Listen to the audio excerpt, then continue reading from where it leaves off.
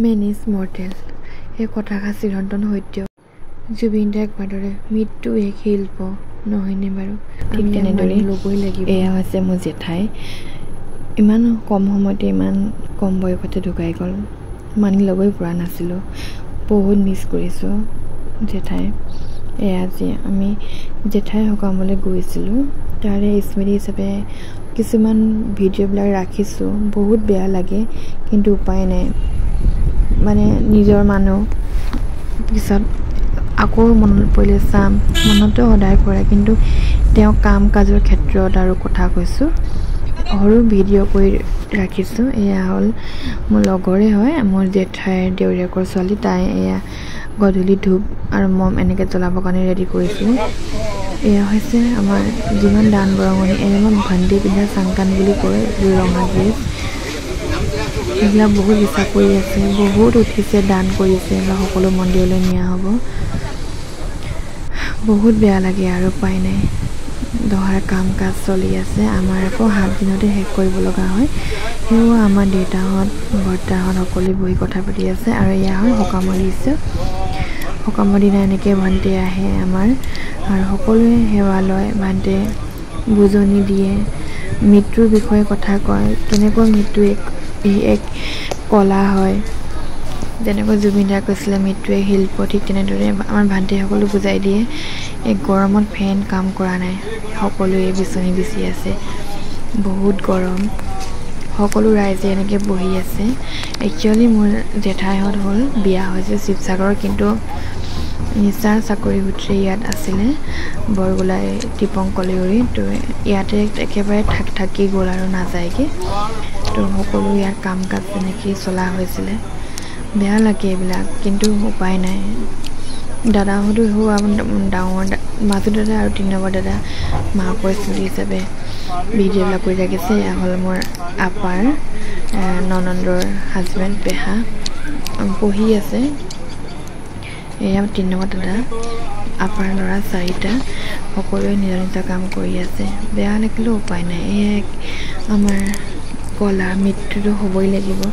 চিৰসত্য মৃত্যুক চিৰন্তন সত্য বুলি কয় ন, কিন্তু মানি ল'বই পৰা নাযায়।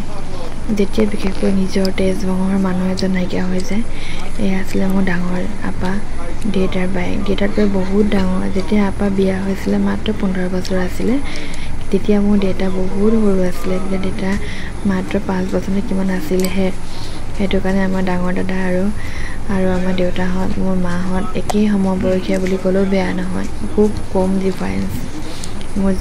মোৰ মাটো ডাঙৰ দাদাতকৈ 3 বছৰহে ডাঙৰ, আৰু আমাৰ দেউতা হ'ল অলপ ডাঙৰ। আৰু সৰুতে বিয়া হোৱাৰ কাৰণে ল'ৰা ছোৱালীবোৰো, ছোৱালী নাই, ল'ৰাই 4টা। তেওঁলোকে সকলো কাম কাজ নীতি নিয়মেৰে কৰিছে। মোৰ বা কথা পাতি আছে, আমাৰ নিচা। আপা যোৱাৰ পিছত বহুত তেওঁ অকলশৰীয়া যেন ফিল কৰিছে নিজকে। এই ব্লু কালাৰ যদি পিন্ধিছে অলপ, এইটো মোৰ দেউতাহঁত দাদাহঁত সকলোৱে নিজৰ কাম কৰি আছে, কি দিব লাগে নালাগে সকলো কথা পাতি আছে। আমাৰ এইবিলাক সৰু দাদা প্ৰশান্ত দাদা, তেওঁ হয় এজন ইলেক্ট্ৰিচিয়ান। এনেকৈ সমূহ ৰাইজৰ দ্বাৰা কাম কাজ বহুত ধুনীয়াকৈ হৈ গ'ল। এয়া পেহা, তেওঁ বৰ্তমান অনচিত কৰি আছে।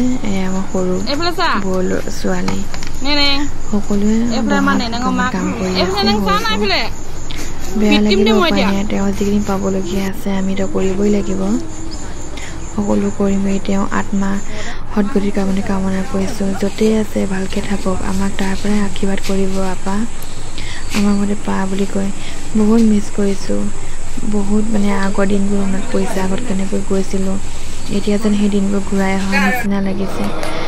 ভান্তিহঁতে লাষ্টৰ সময়ত আশীৰ্বাদ দিয়াৰ সময়ত এনেকৈ বুজনি দি আছে, সকলোৱে আশীৰ্বাদ লৈ আছে।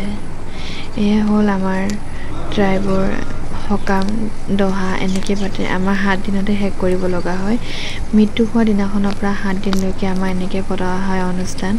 আৰু এয়া লাষ্ট দিনাখন তেওঁক বিদায় দিয়া হৈছে আত্মাক। য'তে আছে ভালকৈ থাকক, যেন আৰু অহা জন্মত ভাল মানুহ হৈ ভাল কৰা জন্ম লাভ কৰক, তাকে ভগৱানৰ ওচৰত প্ৰাৰ্থনা কৰিছোঁ। আমাকো আশীৰ্বাদ কৰিব ভালকৈ থাকক বুলি। বা বহুত মিছ কৰিছোঁ দেই। ভাবিলে চকু পানী যেন ওলাই আহোঁ কৰে কিমান কান্দিলোঁ কিমান হাঁহিলোঁ মৃত্যু যেতিয়া চিৰসত্য হয় সেইটো মানি ল'বই লাগিব উপায় নাই আৰু ভগৱানৰ ওচৰত এটাই প্ৰাৰ্থনা কৰিছোঁ যাতে ভালকৈ থাকক আমাকো মৰম কৰিব ওপৰৰ পৰা এপাহ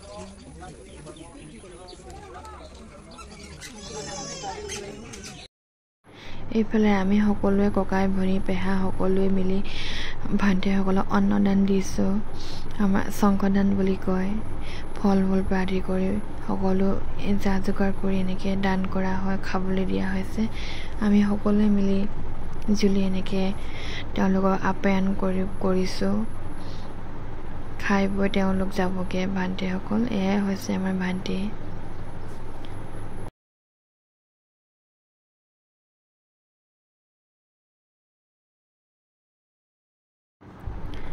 তেওঁলোকক আজি ঘৰতে খোৱা হ'ল বৌহঁতেও দাদাহঁতেও ক'লে ঘৰতে খুৱাম বুলি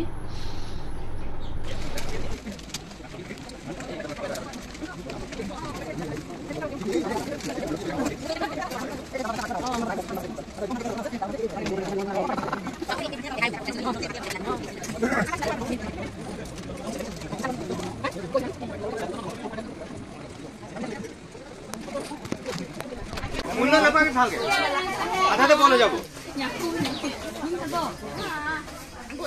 প্লাস্টিক জ্বলি আছে কেলে জ্বলাই জ্বলে দুমছা থাকে তাহা লয় মানুহ গৈছে হবে নহব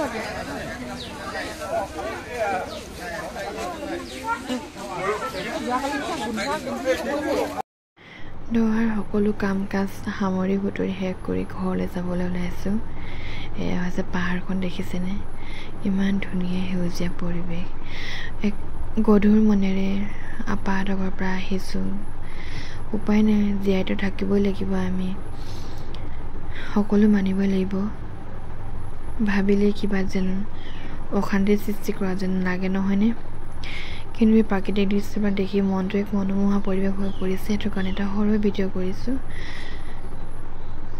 দুখ লাগিলে আৰু উপায় নাই সকলো আজৰি হৈ সকলো গৰাগুৰি গৈছে আছে কিছুমান আপাহঁতৰ নিচাহঁতৰ ঘৰৰ মানুহ এই ভিডিঅ'টো থৈ দিছোঁ যাতে ভৱিষ্যতে মনটো যেতিয়া বহুত বেছি বেয়া লাগিব তেওঁক এইবিলাক নিয়মবিলাক চাবলৈ আকৌ পাম যেন তেনেকুৱা অনুভৱ হ'ব থেংক ইউ